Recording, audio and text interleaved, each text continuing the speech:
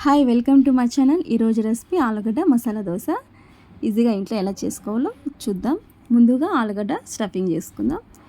కొన్ని ఆలుగడ్డలు తీసుకొని కడిగి కుక్కర్లో వేసి ఇలా ఆలుగడ్డలు మునిగేంత వాటర్ పోసుకొని ఒక 3 విజిల్ పెట్టుకుందాం. నేను మీడియం సైజ్ ఆలుగడ్డలు అని చెప్పి కట్ చేయకుండా వేస్తున్నా. పెద్దగా ఉంటే సైజు మధ్యలో కట్ చేసి వేసుకోండి. పచ్చిమిరపకాయలు తీసుకొని కట్ చేసుకోండి. ఉల్లిగడ్డలు ఒక 2 ఉల్లిగడ్డలు కూడా చిన్న చిన్న ముక్కలుగా కట్ చేసుకుందాం. ఒక 2 కరివేపాకు రెమ్మలు కూడా కడిగి తీసుకుందాం.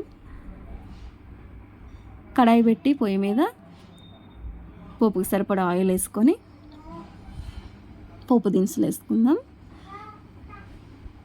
ఆవాలు, జీలకర్ర, కొద్దిగా అంత మినపప్పు, శనగపప్పు వేసుకుందాం.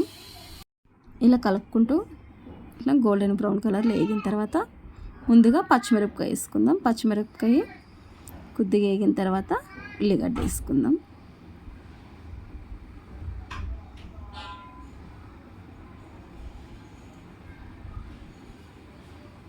ఇలా వేగింది కదా పచ్చిమిర్చి.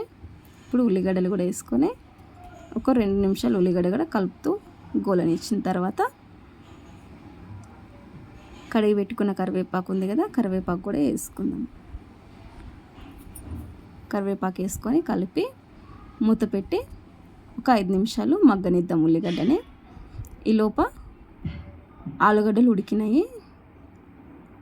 ఆలుగడ్డలు విజిల్ మొత్తం పోయినాక తీసుకొని ఆలుగడ్డలు వేడి వాటర్ మొత్తం తీసేసి ఒక గిన్నెలో చల్ల వాటర్ వేసి ఆ చల్ల వాటర్లో ఆలుగడ్డ కూడా వేసుకుంటే నీట్గా ఈజీగా ఆలుగడ్డ పొట్టు వచ్చేస్తుంది. ఇలా పొట్టు మొత్తం ఒలుచుకొని అన్ని ఆలుగడ్డలకి ఇలా స్మాష్ చేసుకుందాం. ఎక్కువ మెత్తగా లేకుండా అలానే గడ్డలు గడ్డలుగా లేకుండా ఆలుగడ్డ స్మాష్ చేసుకోండి. మొత్తం ఇలా చేసుకున్న తర్వాత ఇప్పుడు ఉల్లిగడ్డలు మంచిగా వేగినాయి. దీంట్లోకి కొద్దిగంత పసుపు వేసుకుందాం. పప్పులోకి పసుపు, రుచికి సరిపడ ఉప్పు కూడా ఇప్పుడే వేసేస్తున్నాను. ఉప్పు కొంచెం చూసి వేసుకోండి, ఎందుకంటే దోసపిండిలో కూడా ఉప్పు ఉంటుంది కదా. సరిపోకపోతే మళ్ళీ కావాల్సంటే టేస్ట్ చూసి వేసుకోండి. ఈ ఆలుగడ్డ మొత్తం దీంట్లోకి వేసుకొని పోపు మొత్తం కలిసేటట్టుగా ఆలుగడ్డ కలుపుకోండి. కలుపుకున్న తర్వాత ఒక 1/2 గ్లాస్ వాటర్ వేస్తున్నాను. వాటర్ వేస్తే ఆలుగడ్డ దోశకు మంచిగా ఇట్లా స్టఫింగ్ పెట్టుకునేటప్పుడు స్ప్రెడ్ అవుతుంది, మంచిగా ఉంటుంది. ఇది ఏమి ఎక్కువ పలుచగా ఏం కాదు, ఆలుగడ్డ కదా తొందరగానే దగ్గర పడుతుంది. చూసారా ఎంత మంచిగా ఉంది దగ్గరికి. ఒక 2 నిమిషాల్లోనే ఇలా ఆలుగడ్డ కలుపుతుంటేనే ఇలా దగ్గర పడుతుంటుంది. ఇప్పుడు దీంట్లో కొద్దిగంత ధనియాల పొడి వేసి కొద్దిగంత కొత్తిమీర కూడా కడిగి చిన్న చిన్న ముక్కలుగా కట్ చేసి వేసుకుందాం.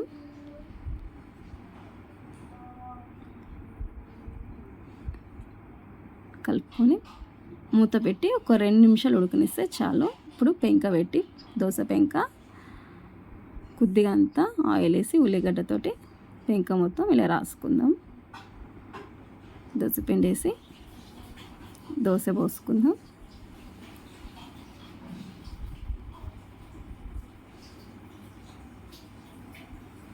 దోశ కొద్దిగా కాలిన తర్వాతనే ఆలుగడ్డ స్టఫింగ్ వేసుకుందాం. నేను దీని మీద కొద్దిగా అంతా ఆయిల్ వేస్తున్నాను. నెయ్యి కానీ బటర్ కానీ వేసుకుంటే చాలా బాగుంటుంది దోశ. ఆలుగడ్డ స్టఫింగ్ వేసుకొని ఇలా దోశ మొత్తం స్ప్రెడ్ చేసుకుందాం. ఇలా స్ప్రెడ్ చేసుకోవడం వల్ల మనం తినేటప్పుడు బాగుంటుంది. పిల్లలు కూడా మంచిగా తింటారు ఆలుగడ్డని. మధ్యలో మాత్రమే వేసి మనం ఫోల్డ్ చేసినామంటే దోశ ఆలుగడ్డ స్టఫింగ్ మొత్తం తీసి పక్క పెట్టి ఒట్టి దోశ తింటారు పిల్లలు. కొంతమంది ఇష్టపడరు పిల్లలు. ఇలా అయితే ఖచ్చితంగా దోశతోటి పాటు ఆలుగడ్డ కూడా తినేస్తారు. ఇలా ఫోల్డ్ చేసుకుందాం. నేను ఎక్కువ మా పాప కొంచెం తెల్లగానే ఉండే మమ్మీ ఈ దోశ నేను రెడ్గా అయితే తినను అన్నది, అందుకు కొంచెం తొందరగా తీసేస్తున్నాను. ఇలా తీసుకొని పల్లి చట్నీతోటి తింటే చాలా బాగుంటుంది. మీకు మా పాపకి తీసి తినిపిస్తున్నా నేను. ఈ పల్లి చట్నీ కూడా ఎలా చేయాలో ముందు వీడియోలో పెట్టాను. మన ఛానల్లో దీపాన్విత కుక్స్ ఛానల్లో సెర్చ్ చేయండి, పల్లి చట్నీ కూడా వస్తుంది. ఇది ఇంకో అమ్మాయికి చేస్తున్నా. ఆమె నాకు ఆనియన్ వేసి చేసి మమ్మీ అంటే, ఆమె కొద్దిగా రెడ్గా కావాలంట దోశ. చూసారా ఎంత మంచిగా వచ్చిందో, అచ్చం బయట హోటల్ లాగానే ఉంది.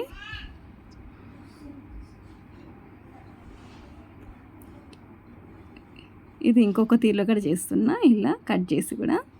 నచ్చితే లైక్ చేయండి, షేర్ చేయండి. మన ఛానల్ ఫస్ట్ టైం చూస్తున్నట్టయితే సబ్స్క్రైబ్ చేసుకోండి.